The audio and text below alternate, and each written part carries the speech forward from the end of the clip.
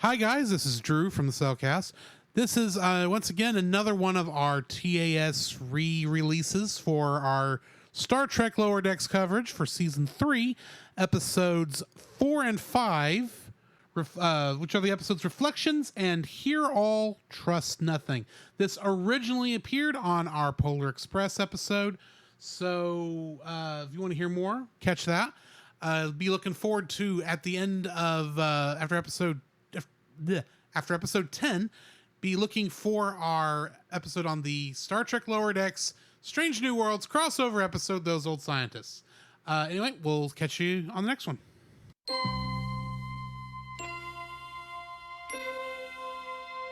Space, the final frontier.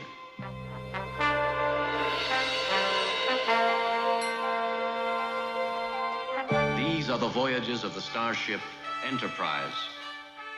Its 5-year mission: to explore strange new worlds, to seek out new life and new civilizations, to boldly go where no man has gone before.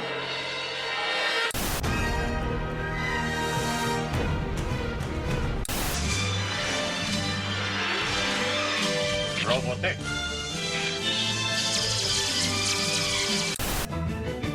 Come on now and set sail for the future.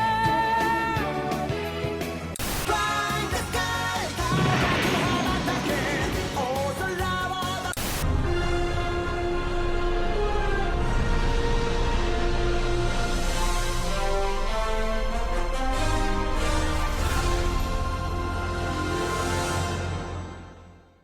I may have to go back and clip that on the Twitch channel. Exactly. You just got into that so hard. All right. First episode of tonight for Star Trek Lower Decks, we have Reflections, directed by Michael Mullen and written by Mike McKeon, aka the creator of Star Trek Lower Decks, wrote this episode. Nice. In this episode, Mariner and Boimler work the Starfleet recruitment booth at an alien job fair while Rutherford challenges himself. Yeah. Not wrong. Guest cast for this includes Carlos Alazarqui as a voice, Georgia King as Petra Aberdeen and a Bajoran outpost scientist, Phil Lamar as additional voices, Jessica McKenna as the Cerritos computer and Barnes, Carl Tart as Kayshawn, and Carrie Walgreen as additional voices. This is the first episode in what I am currently calling the Alito arc. The reason for that name will become apparent later in the series. Okay. But I will mention that elements of the episode's terminal provocations and no small parts are perhaps part of what's going on in this particular arc. If you remember, those are the two episodes featuring the character of Badgie. This is a little bit of a hint of what's going on. In this episode, younger Rutherford says that he funded construction of his own engine by winning Devron races.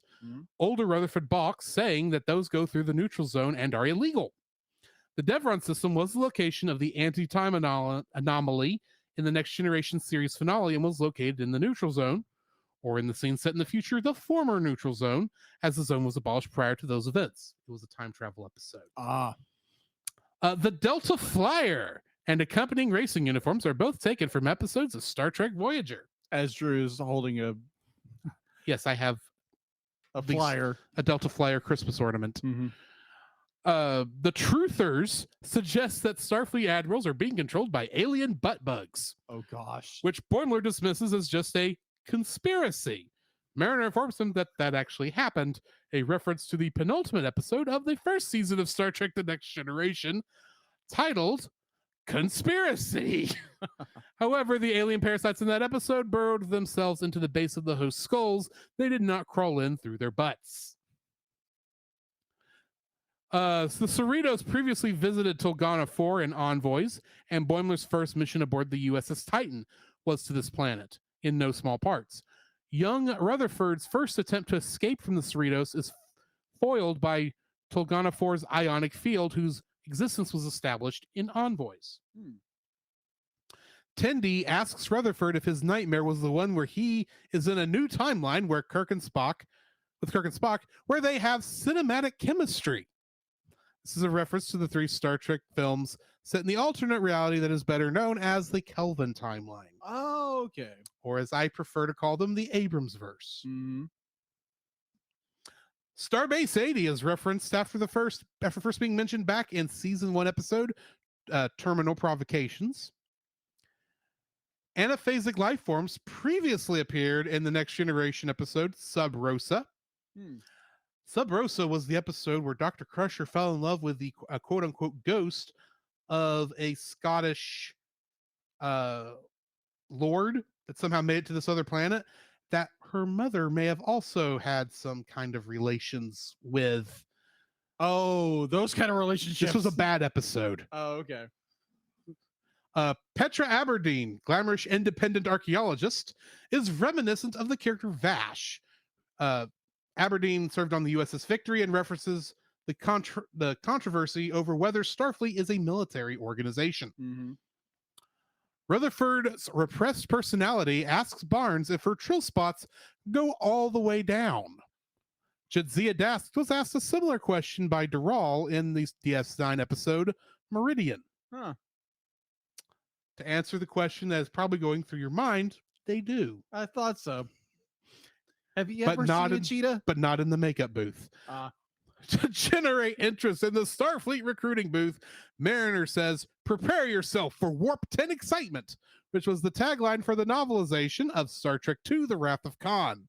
She also says, "Discover the undiscovered country," which is a reference to Star Trek VI, The Undiscovered Country. Mm-hmm.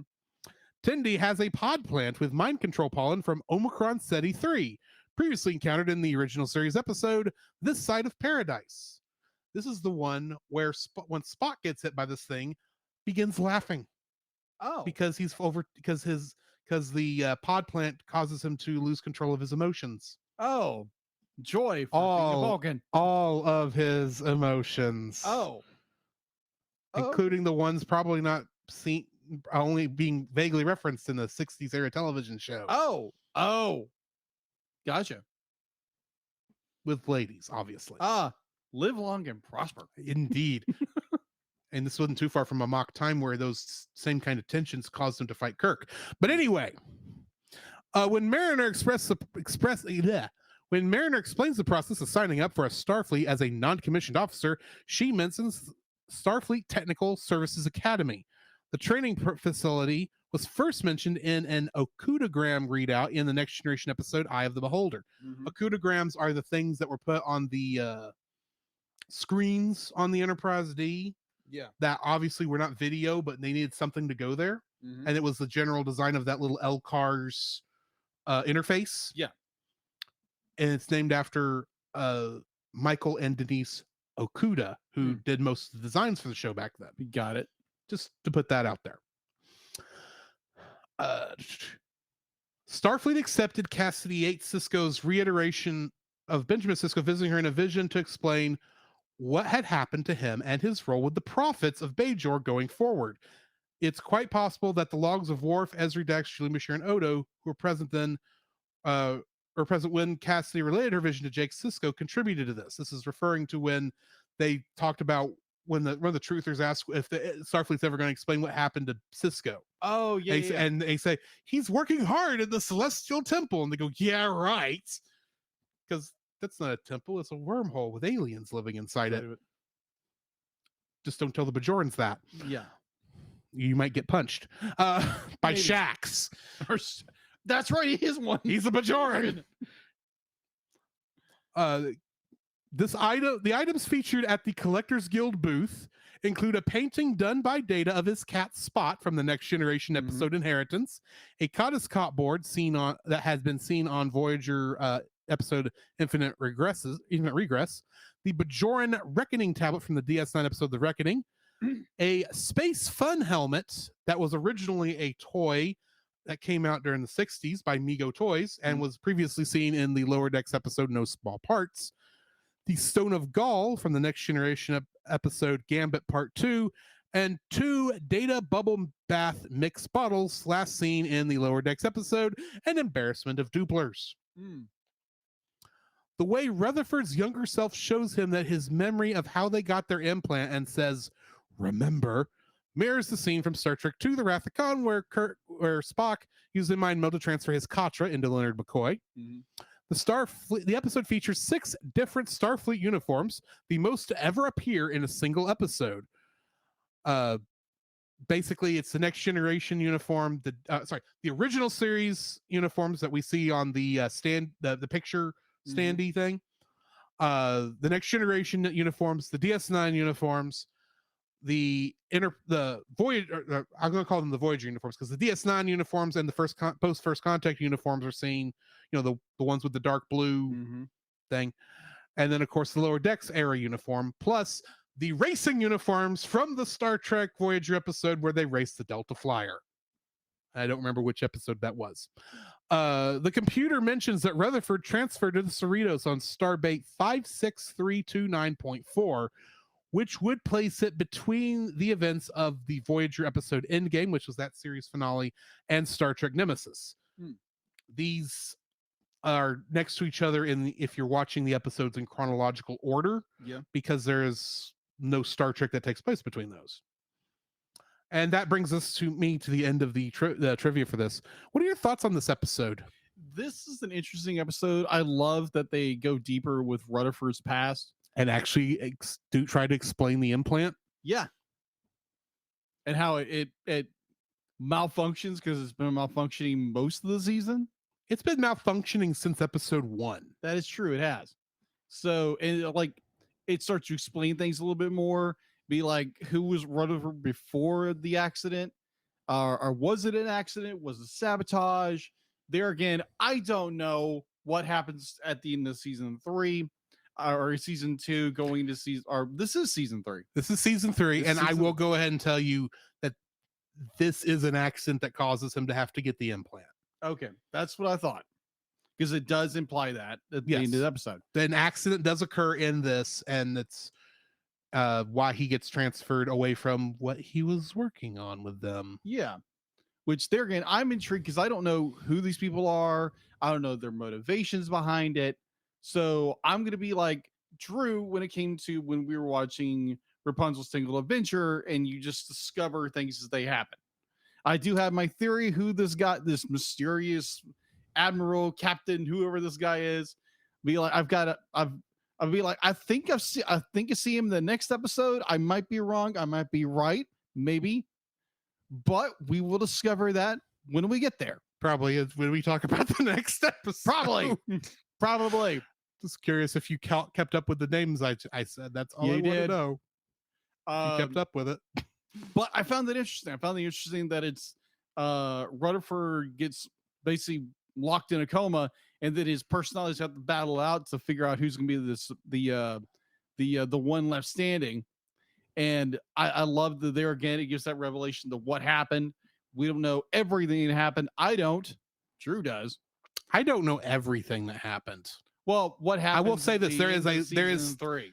Yeah, there is some mystery as to what was going on involving all of that. Yeah, but I found that interesting. The point where I nearly lost it laughing so hard was the point of where they flipped the script, is where Mariner and Boimler are trying to the recruit thing, and obviously Mariner is under the gun to get recruitment, otherwise she's going to get booted. Not to mention act right and not screw up, or she'll get transferred to Starbase 80. Yeah. Boimler is under no such restriction. Right. But I find it where Boimler is the one who loses it. When his little tag, or whatever you call that, his rank pit like gets thrown off, and he loses his crap. And I'm sitting there like, and he's like, everybody have it. Bold Boimler strikes again. I love that. I absolutely love that. I was like, but if you really do stop and think about it, it's like, you just crapped on his rank. That is the worst thing you can do to this guy. That is true. He will kill you. It's like, yeah, Mariner, it takes about this much to set her off. Boimler, it takes a lot. Definitely when you start talking about his rank. And then she's the one that's like, yeah, we're not really supposed to act like that. Well, that gives you the kind of self-confidence I want to join. Oh yeah, that was even hilarious. And the fact that the number one throws him in the rank, the brig, and he says, when you get out of here, I'm gonna buy you a drink. Yeah, buy you a drink because that was like, awesome. It's like, am I gonna get sent to Starbase, Sadie? Are you kidding? That place is a hellhole. That was great. I love this episode. It was so well done. And you definitely you get more Rutherford, which I'd be like, it's Rutherford. Yes. And be like, you get more Tindy a little bit. You get a little Tindy here and there. Tindy's in the next one. Yeah, Tindy's definitely in the next episode. That was interesting. We'll get to that in a minute. Yes, but I like this episode. This was really well done. And yeah, let's get into the next episode. All right, next episode. Hear All, Trust Nothing. Directed by Phil Mark Sagadraka and written by Grace Parajani. In this episode, the Cerritos crew unexpectedly spends a day on board the station Deep Space Nine. Fred Tatasciore, who voices Shax normally, also in this episode is voicing Korzak, the delegate from the Gamma Quadrant race. Right. Gillian Vigman plays Karama Guard number 2. Mm-hmm. Carlos Alazraqui plays Les Buenamigo. Marin Dungy plays Wendy. Lauren Lapkus plays Jennifer Schrayen. Jessica McKenna is Barnes and Dabo Girl 1. Gil Ozeri is the Ferengi pit boss. Adam Pally plays Mesk. Gabrielle Ruiz plays Castro. And Tien Tran plays Anya. Special guest stars for this episode, returning from Star Trek Deep Space Nine, we've got Armin Shimmerman as Quark, Nana Visitor as Colonel Kira Nerys, and Morn as himself. Who? Morn. He was there. Who's Morn? I'll get to that in a minute. Okay. Deep Space Nine is the second major setting to appear in the show, right after Bozeman, Montana. This episode features the return to the station, last seen in 2375 on the Deep Space Nine series finale, What You Leave Behind. Over 6 years later, Kira Nerys is still in command of the station, while many of the Cerritos crew are excited to visit the famed station. Shax refers to DS9 as a tacky Cardassian fascist eyesore, referencing its ominous role in the Cardassian occupation of Bajor. Nana Visitor reprises her role as of Kira Nerys, marking the character's first appearance outside Deep Space Nine. Kira also last appeared in What You Leave Behind. Unlike most characters from the Next Generation era, Deep Space Nine and Voyager eras, who have reappeared in later Star Trek series, Kira still holds the same rank and position that she held during her last major appearance, being a colonel in the Bajoran militia and in command of the space station. Armin Shimmerman reprises his role of Quark, who is still running his bar on Deep Space Nine. Quark last appeared in the Deep Space Nine series finale, What You Leave Behind. With his appearance in this episode, Shimmerman joins the rank of actors who have portrayed the same character in 4 different Star Trek series, as Quark also previously appeared in the Next Generation episode Firstborn, the Voyager episode Caretaker, as well as a cameo ultimately cut from Star Trek Insurrection. Armin Shimmerman in this episode insisted on wearing his old prosthetic teeth when voicing Quark, feeling that they were essential to getting the character to sound right. Makes sense. So Quark's bar on Star Trek on Deep Space Nine was intended to be the equivalent of Cheers. And in Cheers, there was a number of characters. One of them that was always had the big entrance, everyone loved him, was the character of Norm. Norm was the drunk who was always there. And so when they made Deep Space Nine and they wanted this to be kind of like Cheers, they decided to create a character that was always going to be at the bar. And they did that by spelling Norm's name backwards, or reversing the N and the M. So instead of Norm, it was Morn.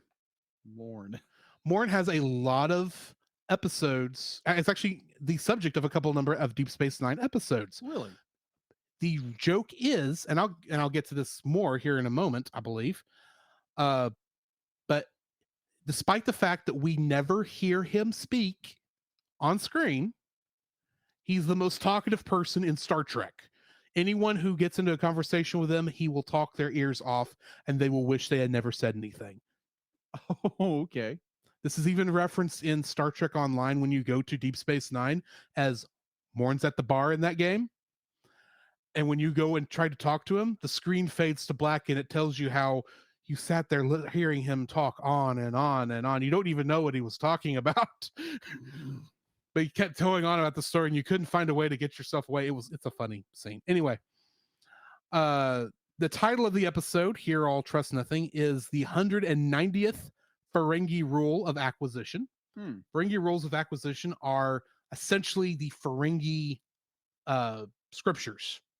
Okay. They are the rules a Ferengi is supposed to live by in order to get profit. So, and he actually mentions another one in this episode where he mentions another one at the end of the episode. I don't remember what it is. I apologize for that.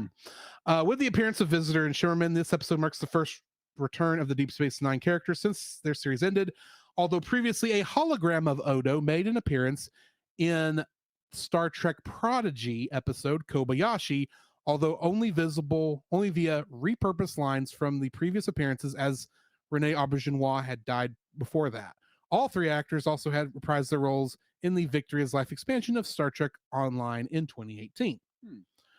Morn, as I said earlier, is sitting at his usual spot at Quark's bar. The character played by Mark Allen Shepard in Deep Space Nine has now appeared in 96 television episodes of the Star Trek franchise, having never said a word on screen. Indirectly, the episode references, there are indirect references in the episode made to Elam Garrick as a tailor, who was actually a Cardassian spy and a major character, Jake Sisko, Sisko's kid, who was a junior reporter, and Miles O'Brien with O'Brien's Dartboard, who was also on, that character was also in The Next Generation, and was the character referenced in the last episode when the guy says, "Do transporter chiefs ever end up on the bridge?" And she says, "Well, maybe," because O'Brien, when we first met him, was on the bridge before he became transporter chief. And also, don't forget, O'Brien is the most important man in Starfleet, according to Star Trek Lower Decks, in that one episode. This episode features the return of Vice Admiral Les Buenamigo, who was introduced in the season 3 premiere, Grounded. 2 previously unnamed characters are named in this episode. Nguyen, the captain of the USS Vancouver, who appeared in Cupid's Errant Arrow, and Wendy, who first appeared in No Small Parts. When the Cerritos arrives at the station, Dennis McCarthy's Deep Space Nine main title theme is heard playing. The ship then proceeds to circle around Deep Space Nine as the Bajoran wormhole opens, mirroring the opening title sequence of the series. Just keep circling. As Ops is seen in this episode, the command center seems to be exclusively now manned by members of the Bajoran militia. This may indicate that Starfleet has a reduced role in commanding the station, although Starfleet officers such as Mesk are still present on Deep Space Nine. It is revealed that Kira and Shaq served in the Bajoran resistance together during the occupation, frequently saving each other's lives. The Karima and the Karima ship make their first appearance in the Deep Space Nine episode Starship Down, which I believe was a first season episode. I think that was also one of their last appearances too, but I could be wrong there.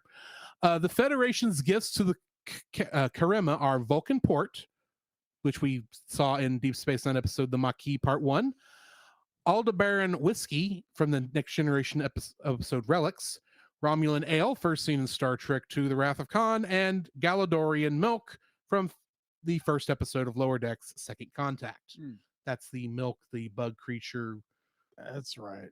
was sucking Boimler for, I believe. Yeah. This episode reveals that Quarks has expanded his business to a whole franchise with 21 Quarks bars established by 2381. The extension of Quark's business was previously implied through the appearance of establishments in the Star Trek Picard episode Stardust City Rag and the Lower Decks episodes An Embarrassment of Duplers and We'll Always Have Tom Paris. Kira has not forgotten her baseball terminology, first learned as a member of the Niners baseball team and their game against the Logicians in 2375 in the episode Take Me Out to the Holosuite. The baseball Kira is seen holding in her office is a reference to Captain Benjamin Sisko. It is presumably the same one he left behind in the Deep Space Nine episode, What You Leave Behind. When first approaching Tendi, Mesk is shown drinking a Modella aperitif, a layered cocktail Quark prepared for Jadzia Dax in the episode Dramatis Personae. Kirk, Shax, and Rutherford are each shown drinking one at the end of the episode as well, as it's a specialty of the Quark 2000 replicator. Rutherford wanting to sit with his legs dangling off the upper level of the promenade is a reference to the activity that Jake, Sisko, and Nog used to do watching passengers of various ships disembarking from the airlocks below. Mesk was adopted by humans and raised on Earth, and all he knows of Orion culture is based on holonovels, apparently the very bad ones. This is similar to Worf's background. He too was raised by humans on the planet Galt and on Earth, and only knew what he knew of his culture from reading about it until he actually got to be around Klingons. Although their romantic relationship has blossomed since first contact, Beckett Mariner and Jennifer Schraen share their first on-screen kiss in this episode. This happens while the Cerritos visit Deep Space Nine might not be a coincidence, as their very first kiss between two women in Star Trek was shown in the episode Rejoined between Jadzia Dax and Lenora Khan. It is further established that Mariner previously served on Deep Space Nine during the early to mid 2370s, which was first implied in We'll Always Have Tom Paris. Kira is shown to be friendly and familiar with Mariner, and the junior officer also still has an open bar tab with Quark from her time on the station. Or at least she did, because in addition, Mariner informs Quark that she possesses a copy of that hologram with your head on Kira's body, which was created in the Deep Space Nine episode Meridian in 2371. In that episode, Kira warns Quark that if she ever catches him with a holo imager, catches him point a holo imager at her again, she would make him eat it. In this episode, Quark ends up eating the chip containing the copy of the Kira program to prevent Kira from finding out what's on it. Although Kira herself was involved in making the alterations to the original hologram, it seems that Quark is embarrassed that Kira might find out that a copy of the program still exists. Tendi explains that she used the Karama security officer's tooth to magnetically decouple the propulsion controls. It has been established in Star Trek lore that latinum is a liquid. The golden strips and bricks seen used as currency are gold pressed latinum, meaning the valuable liquid suspended inside the block is suspended inside the blocks of worthless gold, because in Star Trek gold is actually worthless because it's so prevalent in the galaxy.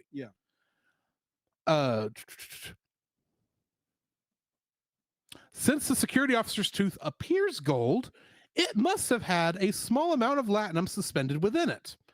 This may have been done as a status symbol, though it is not explained why a Karaman who hails from the Gamma Quadrant would use an Alpha Quadrant currency as a status symbol. Which brings me to the end of the trivia for this. What are your thoughts on this episode? Oh, Tendi. Tendi. Because the idea that Tendi was descended from a pirate clan was referenced in a previous episode where her and Mariner go on a girls trip to another planet, and they run into a bunch of Orions, or they actually go to a planet that she may have some connections to, and she apparently still has a status among that that group of Orions, because they refer to her something. She tells them to shut up. And she definitely still has her skills, as we see in this episode. Yes, I thoroughly enjoyed it. Like, definitely with the other Orion is they're like, oh, I was raised on Earth, to be like, I knew nothing about it except for from bad novels, the ones with naked women on the cover. Yeah, it's like, of course, that's what you would learn it from. Of course, Orion slave girls are a thing in this universe. When she goes full Orion and just goes to town. It's like, oh my gosh, that's amazing. And then you get Boimler. Oh my gosh, Boimler with his little purse. It is a clutch and it's feeling empty. I'm going all in. Brad Boimler is playing Damo, and he wins so much. He wins so much money. The end of it where it's like, why take your that dirty gold press platinum with you when you could get a gift card for double the price to spend at our gift shop? That's cool because we don't actually use money in the Federation. What? It's like, you should know that. I thought that was funny. That was great. Although I do need to get off on a small rant, if I may. Okay. I still believe the Federation uses money. Yeah, I agree. They do. They have to. It's just, it's not the current, it's not gold press platinum. So of course, quote unquote, Boimler does not have money. But a lot of people are still of the thought that they don't have money. And the biggest, I think I may have gone off on this rant before. You have.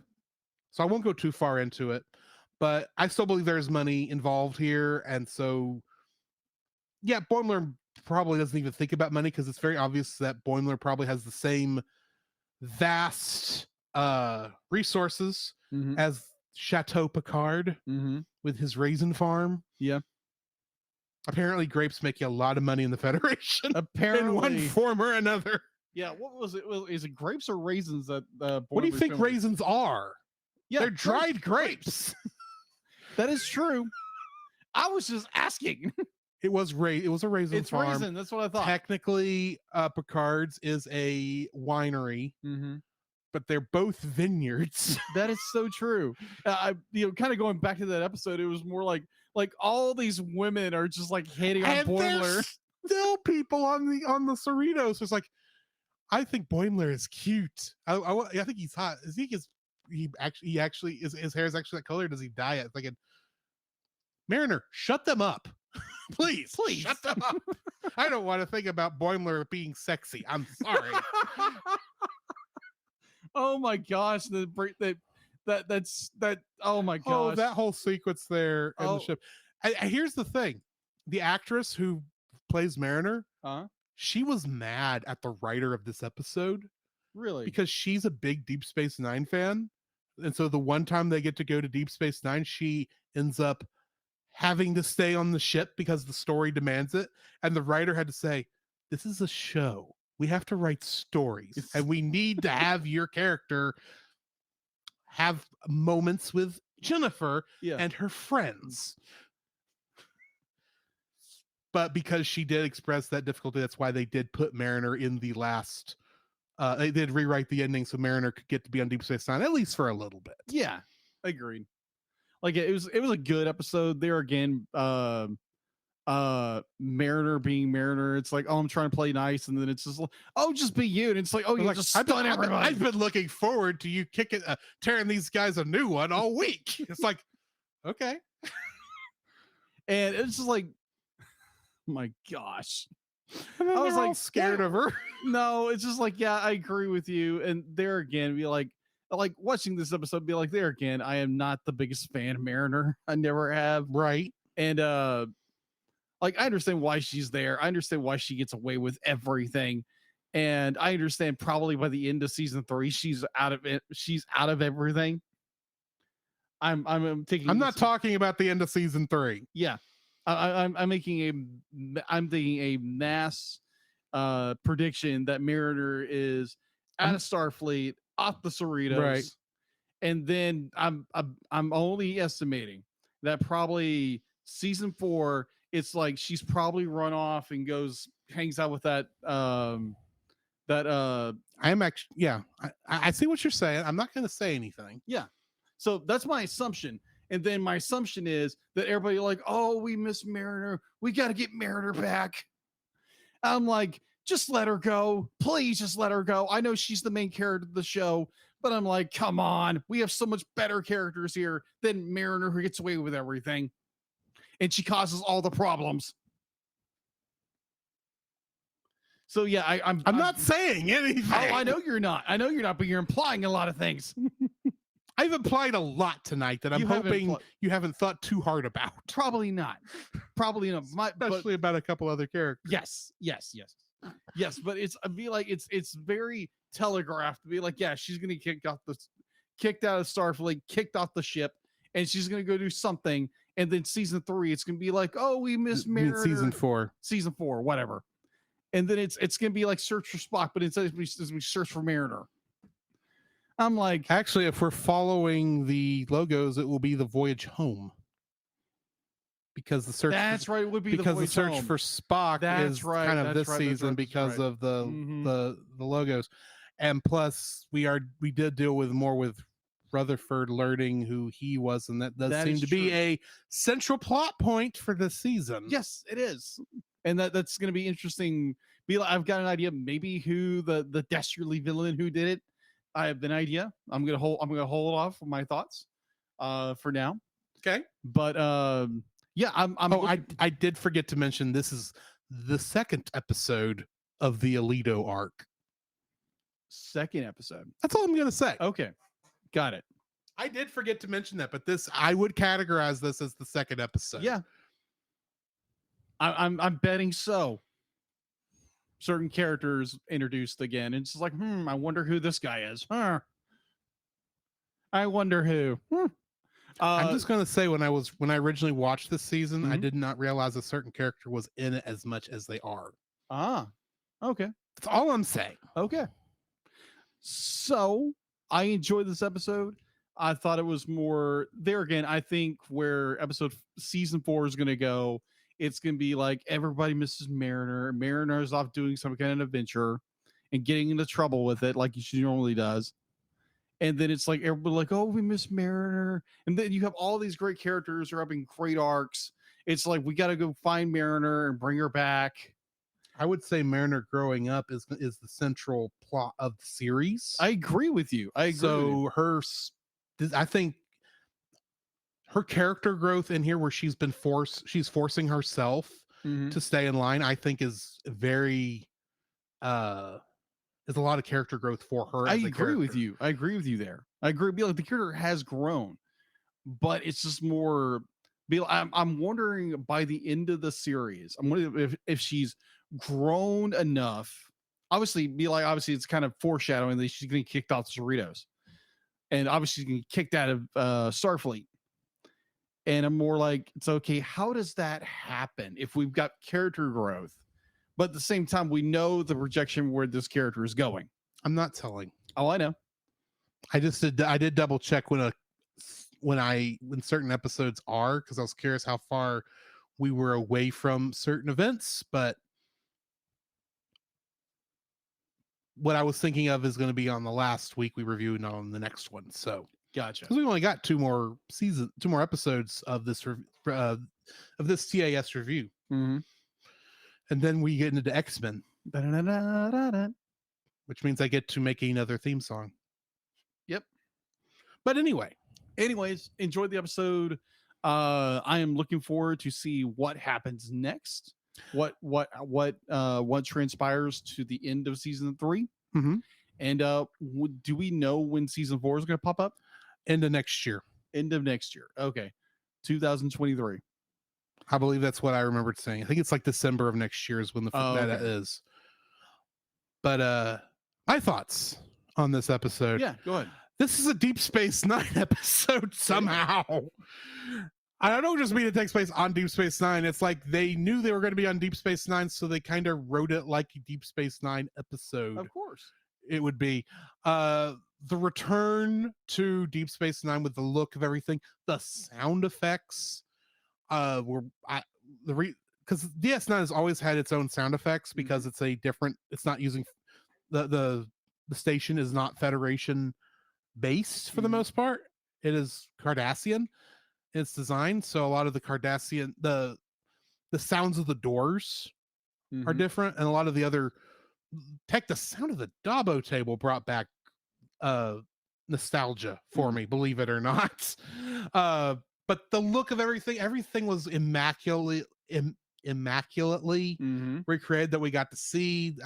Admittedly, the only areas of Deep Space Nine we got to see was a quick shot of the command bridge, of ops, along with Cisco's old office. That's now Kira's office. And so the minute I saw that baseball, I pick up that baseball, I went, huh, He's just right over there. It's no big deal. Of course, we get to see Quarks. That meeting room is one that it looked like the same. They based it on the same set where most of the war council for the Dominion War took place on Deep Space Nine, because that's where a lot of the major fleets met during the show. Was on Deep Space Nine for the war. So it looked like that set, which makes sense. The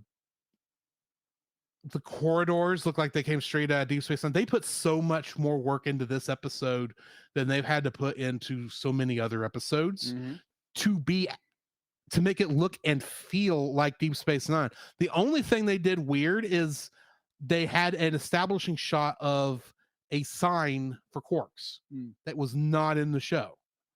That shot of the Quark sign there above the bar, that was never shown in the show. And I doubt that that sign was even there in the show. I'm sure that was built in after Quark had a few franchises under his belt. Though I would say it's not needed, if we're being honest, because it's the original Quarks. But so much of I think the fact that Quark, I could tell by listening that Armin Shimmerman was wearing the prosthetic, because he does sound different with the Ferengi teeth in than when you hear him in other things, even though he's essentially using his regular voice. I was like, he sounded just like he did on Deep Space Nine. Kira's gotten a little older. She's gotten a little bit of a rasp in her voice since the end of the Dominion War, but it still felt she still seemed like a good character. There's a lot of little things that add up to making this episode great in terms of what they were doing on Deep Space Nine. This was a great throwback to that season, and the Tendi storyline is just made it all the much better.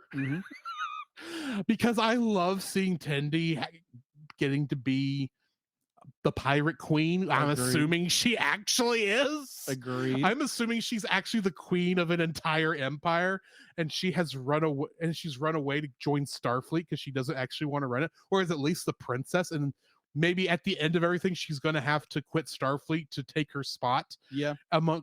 Amongst the queen and become queen of the Orion Pirates or something.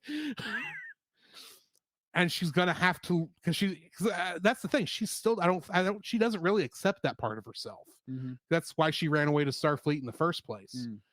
I think. So that whole part where they where she causes the ship to stop right at the mouth of the wormhole, and the tractor beam was a Cardassian tractor beam. That's a weird thing, I know, to gush about, but it was an orange tractor beam. Every other tractor beam we've seen on this show has been blue, but this was the orange one. It's like, yes, thank you. You're following what it's supposed to look like. You've done your homework. Because I've seen so many shows that are part of these things where they try to do flashbacks, older stuff. They just don't put the care in. Star Trek has sometimes not put the care in, especially when they're trying to reimagine what used to be, because who wants to see the 60s television set? That's like we did in all the other episodes of Star Trek where they re-showed the 60s television set in the 90s. But anyway, they just were, it really, despite the fact it was animated, it felt like a Deep Space Nine episode. It felt like they were out on Deep Space Nine. From the second they come out of warp and you see the station, I was like, I'm home. I'm where I was for 7 years between 1993 and 1999 every Wednesday night. Or really Thursday, because we had to record it because I was at church and we'd watch it the next day when we were eating dinner. But beside the point, and there was very few of those episodes I missed, and the few I did were stuff that I didn't need to be seeing at that age. I'll say it that way. But this put so much care into this, and I love all the little cutbacks. This was just the most fun episode for me, and it helps that it's actually a great episode in general, because you didn't know half the stuff I've talked about with Deep Space Nine, and you enjoyed this episode. So I like how it's a good episode. It fits well and with the attention to detail, and you don't have to know Deep Space Nine to get the episode. So yeah, I really did enjoy this episode. I am kind of hoping we'll get to see more like classic hero ships going forward.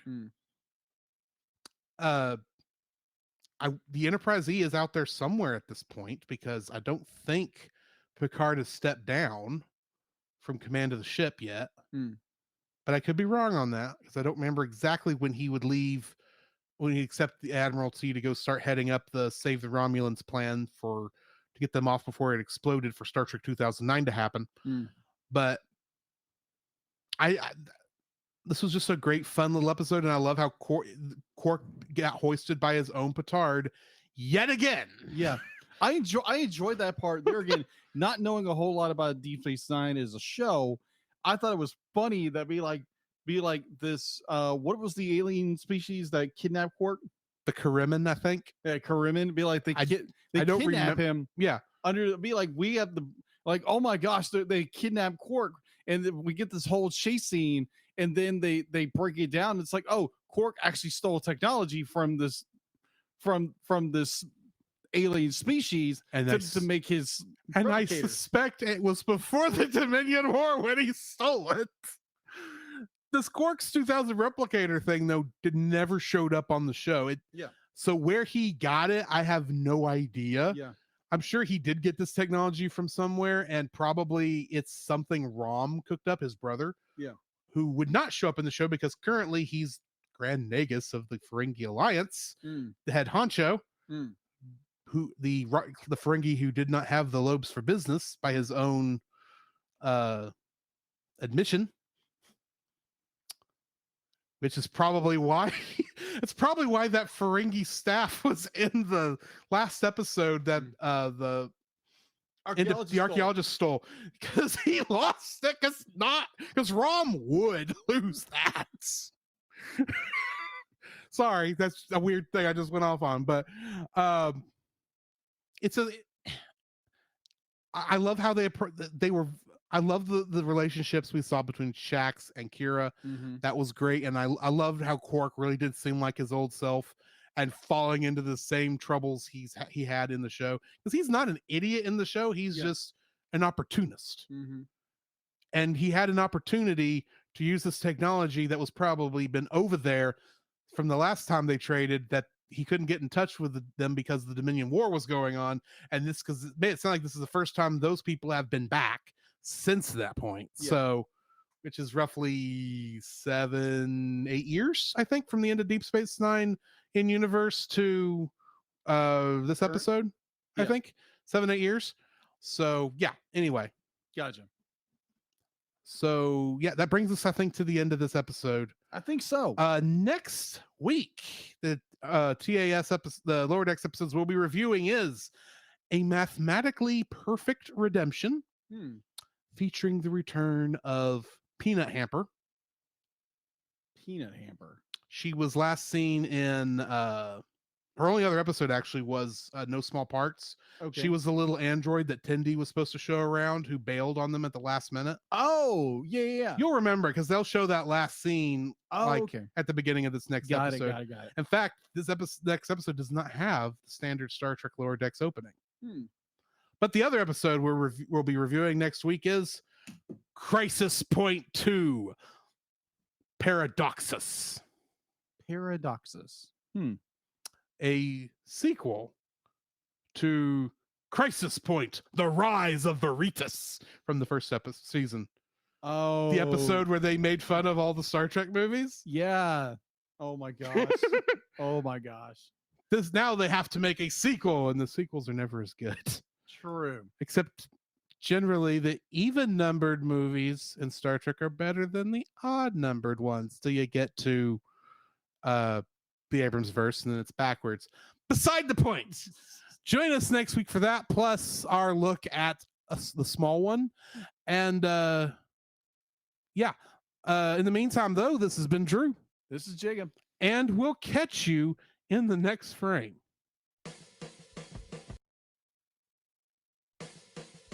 You can follow Jacob on his Facebook at Jacob B. Heron. His Facebook page, Jacob's Daily Art Corner, where he tries to draw each and every day. His Instagram at Jacob B. Heron.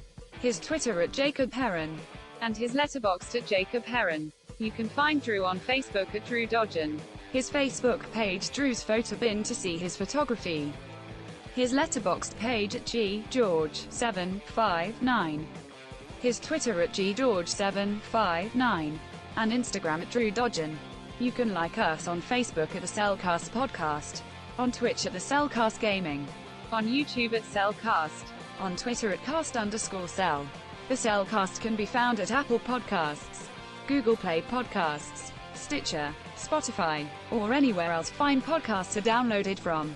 Please rate and review us where you found us, and also on Podchaser. Email us at thecellcastpodcast@gmail.com.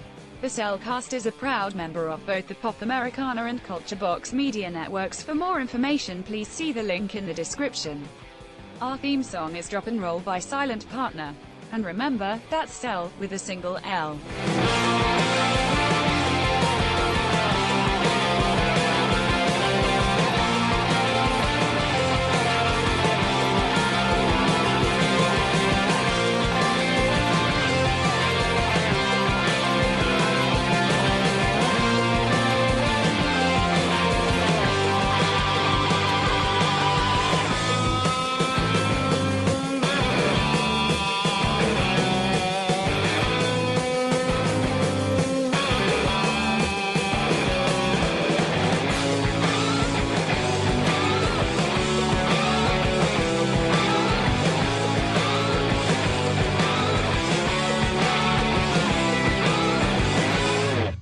Okay, we just got be like Deep Space Nine. We're almost 15 minutes. It's been 3 hours, man.